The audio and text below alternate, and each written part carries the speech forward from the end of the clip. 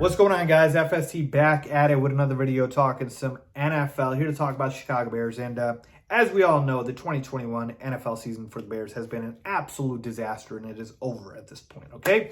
So I'm already looking forward to next year, like I'm sure a lot of you guys are as well. So looking at next year, I'm trying to think of who's part of this Bears core moving forward, because we are going to have, make no mistake about it, a new head coach. We're probably going to have a new general manager, so a new front office, and it's going to be a new staff coming in, and there's going to be a lot of changes. So who is staying and who is leaving?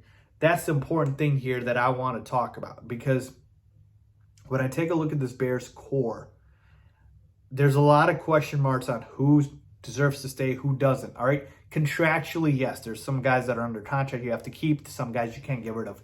But I'm just talking about the young guys, because any head coach coming in, any GM coming in, taking a look at this Bears position, is it really that sexy? Is it really that enticing? I believe it is, because you've got a potential franchise quarterback in Justin Fields you can mold. You've got a city, which is a top 3 city in terms of the biggest cities in America in terms of population. And it is an incredible sports town. We all know that. I believe it's the greatest city in the world. Chicago is, but you get my point. And you've got a non-invasive ownership group. I know the McCaskies, we don't like them, but again, they're not Jerry Jones.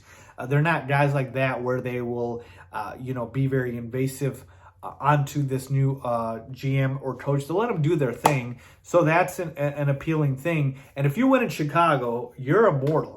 All right, keep that in mind. I already said that. You win in Chicago, you're immortal. You win in Jacksonville, where there's a head coach opening there, you're not really, changing the world there. That's not going to be that important. You win in Chicago, you bring the Bears to Super Bowl.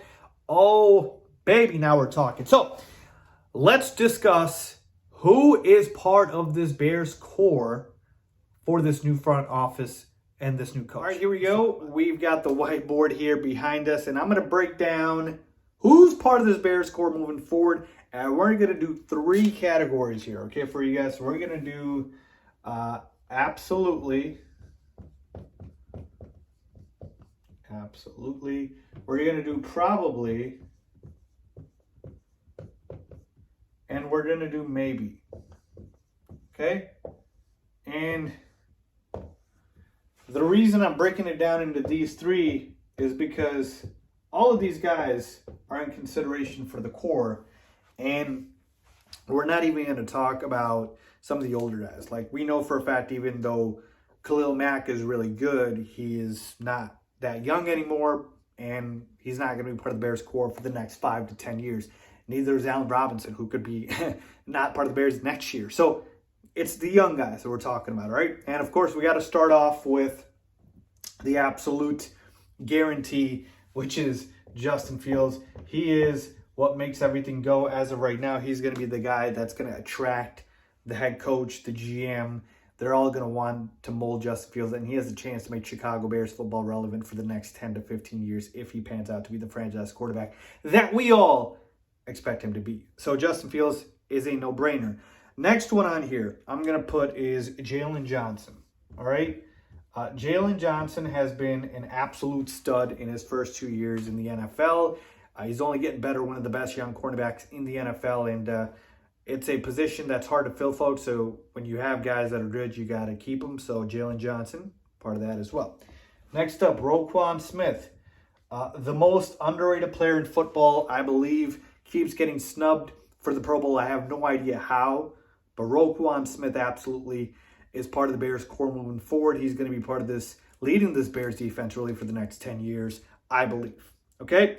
Then we've got, and again, he's only played a couple of games here, but hear me out. I believe Tevin Jenkins is absolutely part of the Bears core moving forward, just because, again, we haven't seen enough, and from what we've seen, I liked it. All right, Tevin Jenkins is a mauler. We know the offensive line. You got to have guys on there that we know are elite, and Tevin Jenkins has a chance to be that, a second-round pick that we had from this past draft. So Tevin Jenkins, even though, again, he didn't play a lot of games, he missed a lot of time with an injury, I believe he's going to be part of the Bears core moving forward. Okay, so there we go.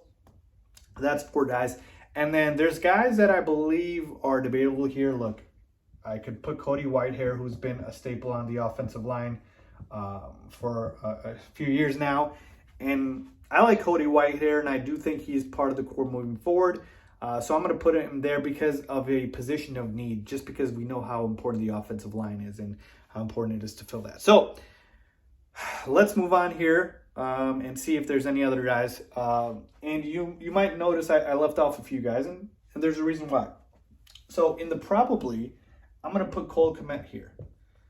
I do believe Cole Kmet is part of the Bears core moving forward, but the reason I said probably is because of the fact that Cole Kmet has not, right off the bat, just, tore up the NFL world on fire, right? Tight end position, you have to bring it along slowly. Tight ends tend to struggle early on.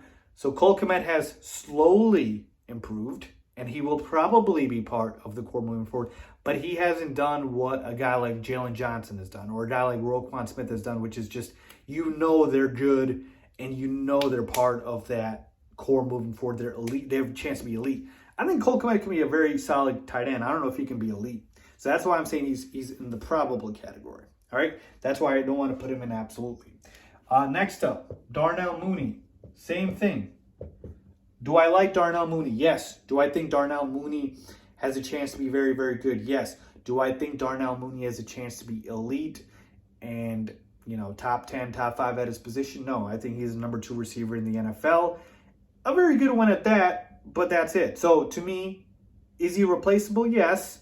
And so that's why I can't put him in the absolute category. He's probably part of the Bears core moving forward, a young, nice receiver, but I can't put him in the absolute. Okay, still has some drop issues here and there to clean up, but for the most part, I do think he is probably part of the Bears core moving forward. All right, moving on.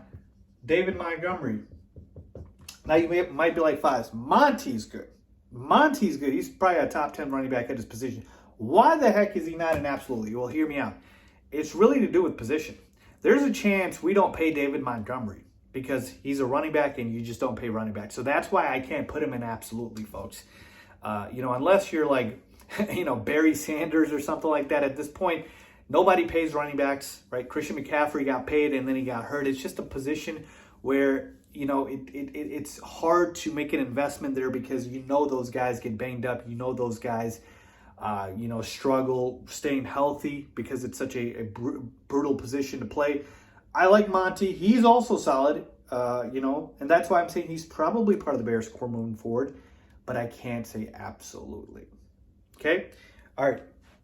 Moving on. James Daniels, offensive lineman.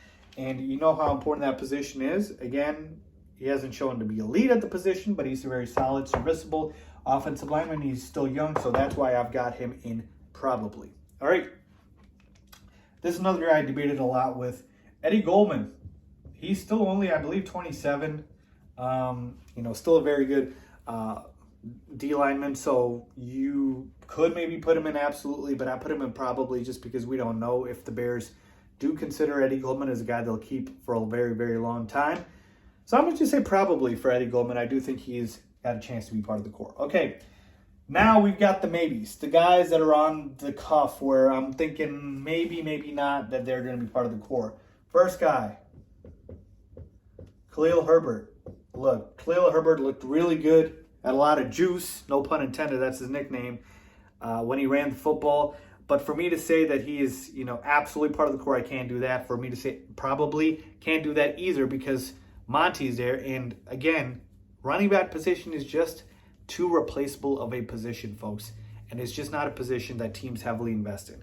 So that's why I've got him as a maybe. But man, I really like Khalil Herbert, and I want to keep him in Chicago. All right, next up, Larry Borom. All right, Larry Borom, another offensive lineman that we drafted.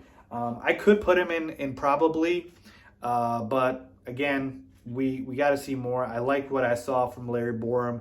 I really, really do think maybe I could put him in probably, but I put him in maybe for now, and maybe my mind will change on that. All right, let's move on to Thomas Graham, right? Thomas Graham literally only played the last 2 games, but he showed enough signs there that I believe that he's a consideration for the Bears to keep moving forward in terms of their core. I really do. All right, another guy, Travis Gibson. He's had some flashes here and there. The Bears could consider keeping him. And then I want to keep this guy part of the core moving forward, but he's just old. But it shouldn't matter for his position, which is Carlos Santos, folks, because again, stability at that position is very hard to find. So yeah, I want that. All right, so there you have it, folks. Right, the Bears core. Right, which one of these guys do you feel like I should switch? Maybe like I said, Larry Borom, I could put him in probably, but for the most part, here are the absolutes, the studs that we have on the roster, the young studs. And then here's a probably, here's a maybe. And think about it, folks. Justin Fields, chance to be a Pro Bowler. Jalen Johnson, chance to be a Pro Bowler. Roquan Smith, he should already be a Pro Bowler. Tevin Jenkins has a chance. Cody Whitehair, I believe he's been one. And then it's kind of like that. Look at these other guys. Do you really think Cole Kmet's a Pro Bowl tight end? Well, he hasn't shown that enough yet, but maybe. Darnell Mooney, same thing. So point being is, that's how I've kind of grouped this. Let me know if you guys agree with this or not. Who should be part of the Bears score moving forward according to you? Leave a comment down below as always. Thanks for watching.